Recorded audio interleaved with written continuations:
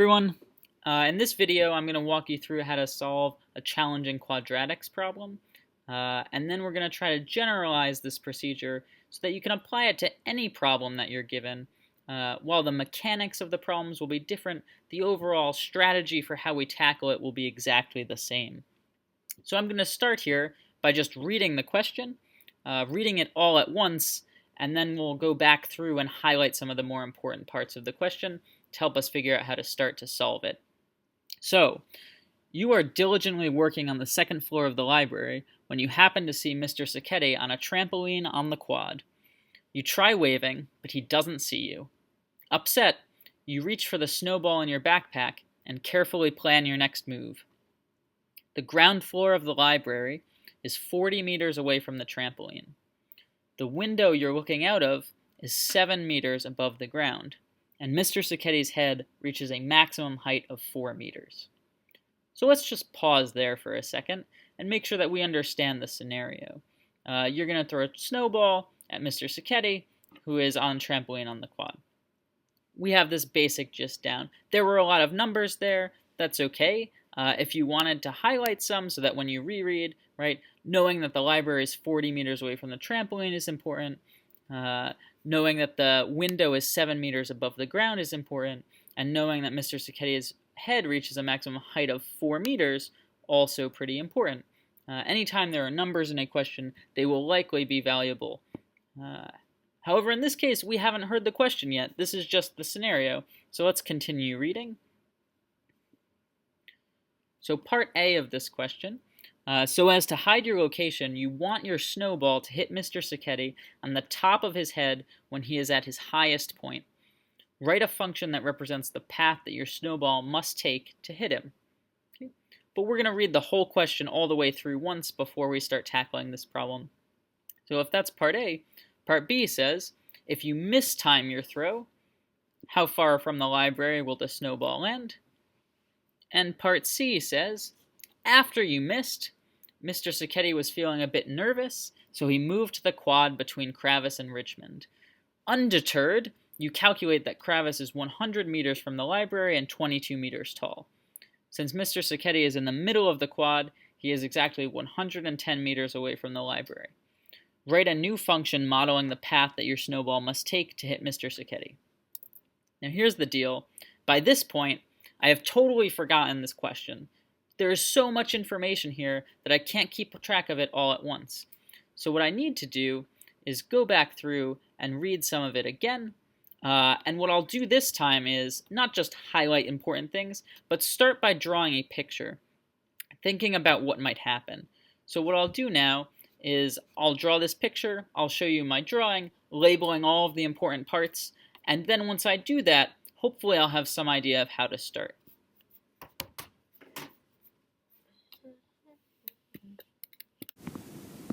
So first I'm going to start drawing my picture for this. Here's the ground. Here's the library. Here's the trampoline that Mr. Sacchetti is on. Great. Here's you in the second floor of the library. Excellent. So our goal is to throw a snowball from here and hit him here. There are many, many ways you can throw that snowball. You could throw it way high and have it hit him here. You could throw it kind of low and have it hit him here, or you could throw it kind of in the middle there and hit him. All of these are great options. For our sake, let's just start labeling our picture, and then we'll figure out where we want the snowball to go. So we know that the ground floor of the library is 40 meters away from the trampoline. So we'll label that with 40 meters. We also know that the window is 7 meters above the ground, so we'll label this 7 meters.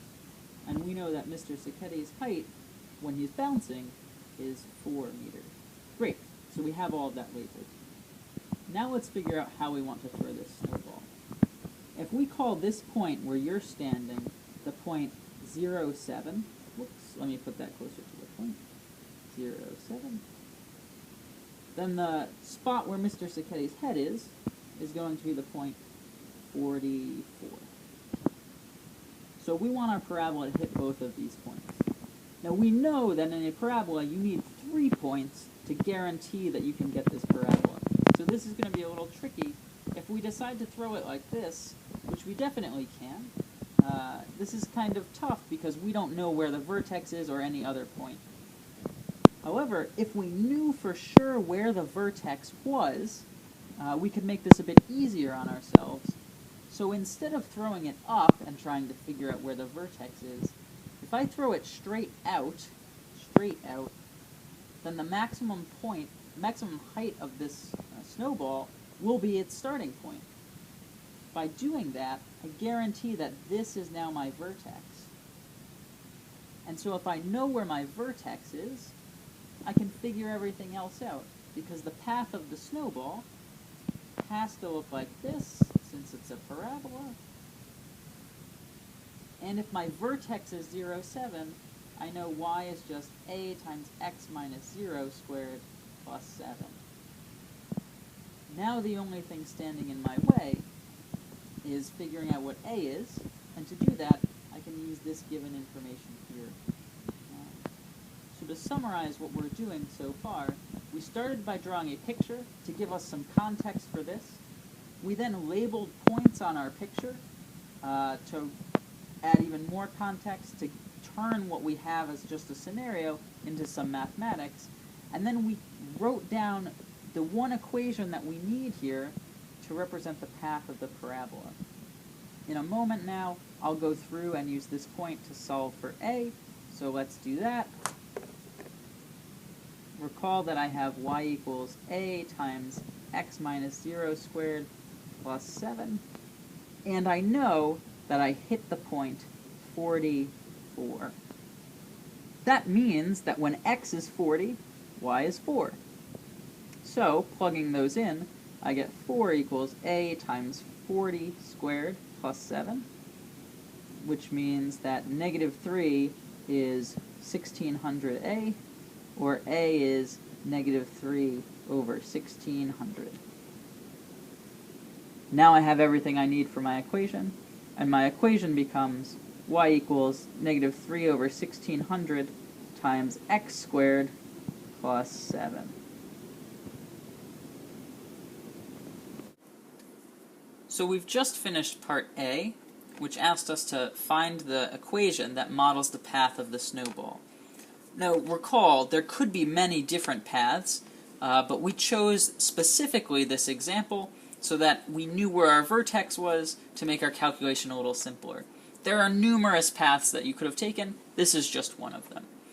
But let's say that we have this particular path.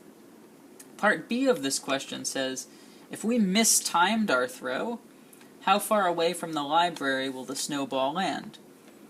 So now, if we look back at the picture we had earlier of the snowball, instead of hitting Mr. Sacchetti at the point 44, it will now hit the ground somewhere over here. We don't know where.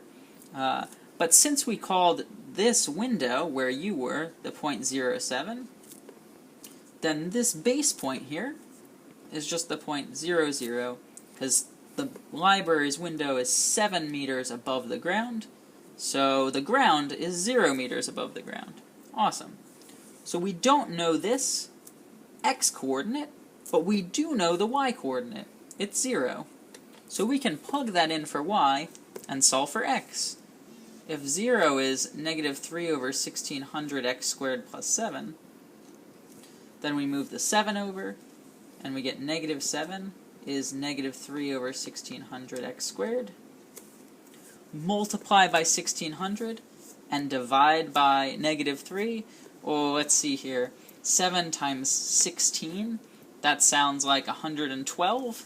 So this will be 112 with 2 zeros all over 3 equals x squared. And the reason that it's positive now is that this 7 was negative. When I divided it by a negative 3, negative over negative, gone. Positive, awesome. So to solve for x, I'll get plus or minus the square root of 112 over 3. That's all in the square root. And I'll pause here because this doesn't really make a whole lot of sense contextually. So let's put the context back in it. We want to know how far away from the library the snowball will land. Well, there's no way that we can get two different numbers here, it's going to land one specific distance away. These two numbers that we get are because this parabola, if you continued going to the left here, would also hit the ground somewhere over there. It doesn't make sense to consider a negative x value in this case, only the positive one. And so we'll only consider the positive one, and so this distance here, whoop, is a total of positive the square root of 112,000 over 3 meters. So now we've done both part A and part B. And again, we used the same procedure for both of them. We started by drawing a picture, labeling things that we knew. We pulled from our knowledge of quadratic equations the equation of what a parabola looks like. And so now we're going to apply a similar procedure to part C. Part C says that Mr. Sacchetti moved to the other side of Kravis, and it gives us some numbers here. So again, we'll just redraw our picture really quickly. Here's the library, here's Kravis, and here's Mr. Sacchetti. And then we'll just add in the numbers. So again, you're still standing here at the point 0.07. Your snowball needs to travel over Kravis and hit Mr. Sacchetti right on the noggin. Mr. Sacchetti is now 110 meters away, and his head is still going to be at the same height. So this is going to be 110.4, because he's still bouncing on that trampoline. The problem also tells you that Kravis is 22 meters tall. So let's label this as 22 meters. And the question is just, Kravis is also 100 meters away. So maybe we'll think of the top of Kravis as the point 122. And the question now is asking to write a new function modeling the path that your snowball has to take.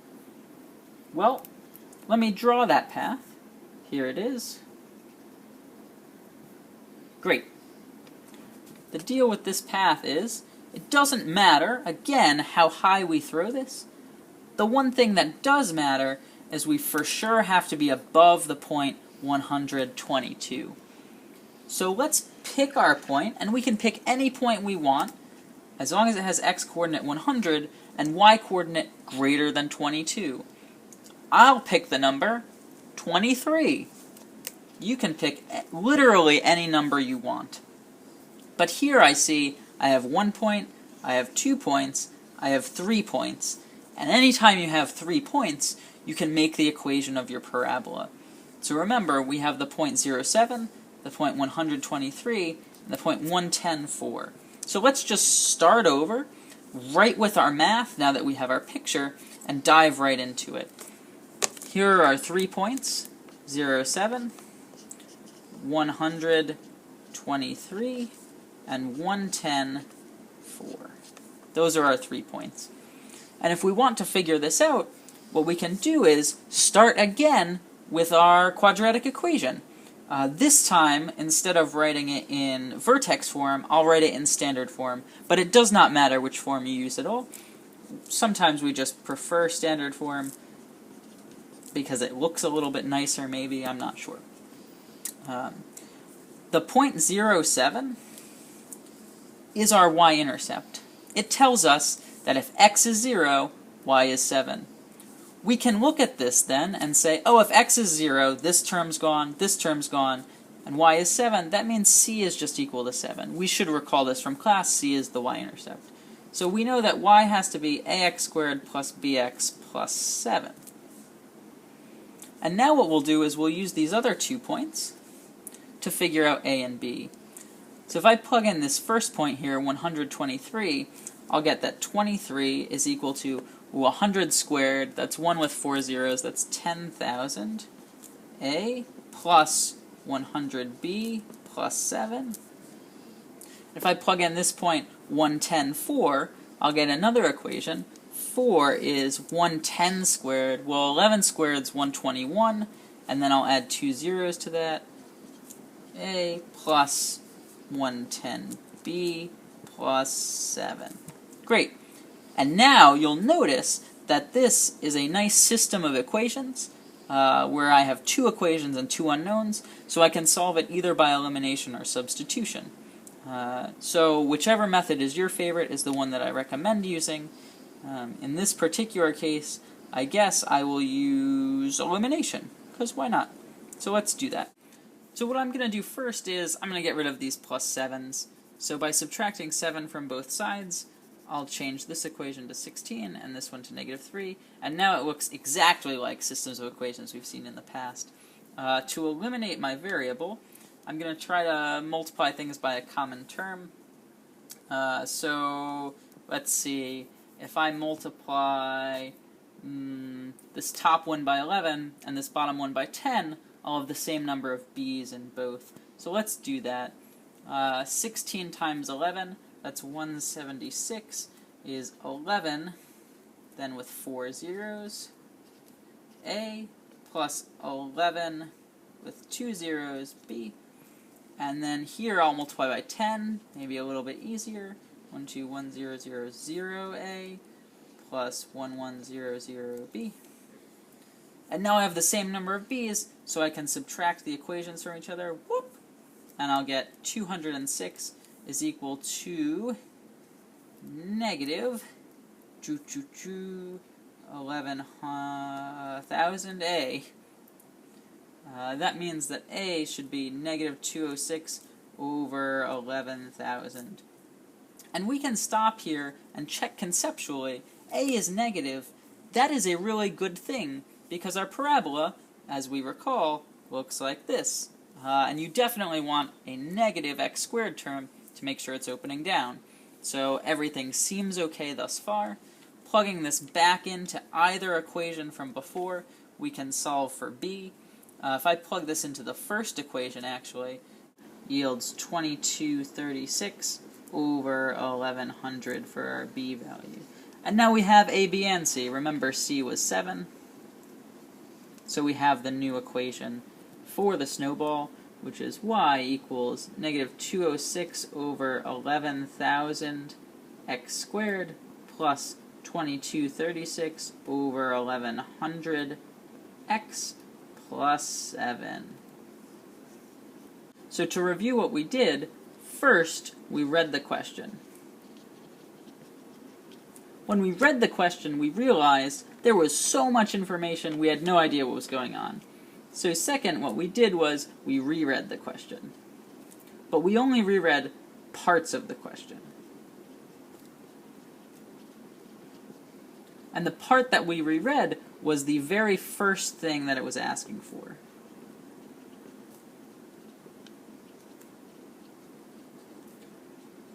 And this is important. We don't want to be overwhelmed with information, so we just want to do things one thing at a time. So it's important to read the first thing asked for, and then reread the scenario. Anytime you're given a real-world scenario, draw a picture. You can almost always draw a picture, and you'll find that pictures are very helpful in balancing your intuition with the mathematics that you're doing. After we drew our picture, what we did was we wrote down things that we knew related to this. So in this case, we wrote down relevant formulas.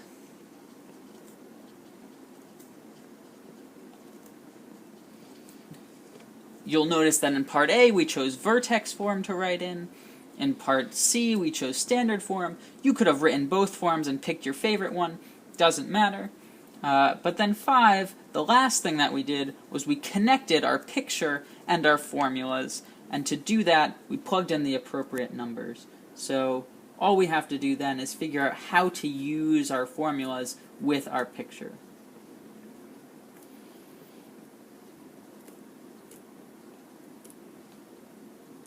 And this is a great procedure to try to use in general, and I cannot emphasize enough, read and reread the question.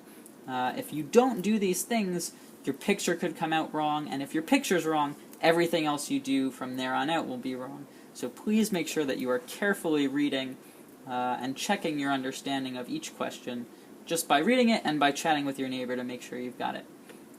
Thanks so much for watching this video, and best of luck with the problem in class today. Plus 2236 over 1100 x plus 7.